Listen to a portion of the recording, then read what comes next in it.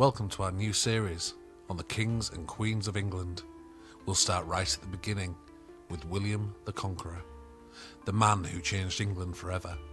From his childhood home in Normandy to the Battle of Hastings to the famous Domesday Book, this is the story of England's first Norman king. William was born around the year 1028 in Falaise, Normandy. He was the illegitimate son of Robert I, Duke of Normandy, and Helena, the daughter of a tanner. Because of this, he was sometimes mocked as William the Bastard. Despite his questionable birth, William inherited the Duchy of Normandy at the age of just 7 when his father died. His childhood was dangerous. Normandy was full of rival nobles who didn't want a child as their leader. William grew up learning to fight, to lead, and most importantly, to survive. So how did a young duke from modern-day France get a claim to the English throne?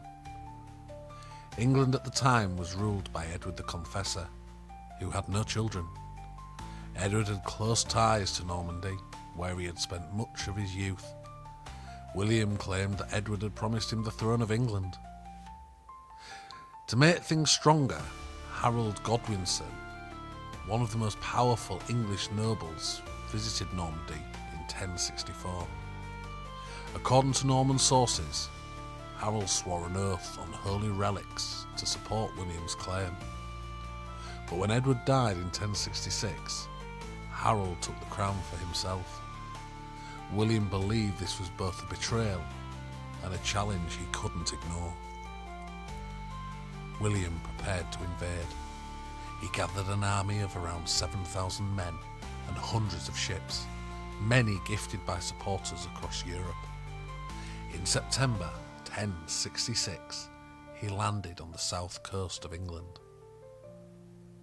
Meanwhile, Harold Godwinson had just fought another battle in the north, at a place called Stamford Bridge, defeating a Viking invasion led by Harold Hardrada.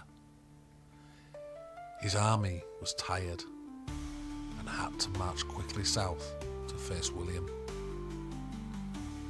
The two sides met on the 14th of October 1066 near Hastings. The battle lasted all day. Harold's army, mostly infantry, formed a shield wall on top of a hill. William's forces attacked again and again, but couldn't break through. Then William used a clever tactic. He ordered parts of his army to pretend to flee. When the English chased after him, their shield wall was broken apart. The Normans struck hard, and Harold was killed.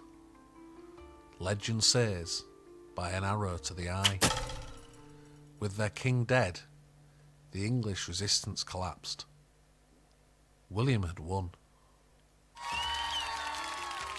On Christmas Day, 1066, William was crowned King of England at Westminster Abbey. But it wasn't easy. The ceremony was tense. When the people outside cheered, William's nervous guards thought it was an attack and set nearby buildings on fire. It was a chaotic start to his reign, but William was now officially King of England. To strengthen his control, William introduced Norman castles across England, like the Tower of London. He also wanted to know exactly what he owned and ruled. In 1086, he ordered the creation of the Domesday Book, a great survey of the land and its people. It recorded who owned what, how much land, how many animals, and even how many fish ponds. The book gave William huge power. He could tax his new kingdom efficiently, and it left us one of the most detailed records of medieval life anywhere in the world. William ruled England for 21 years.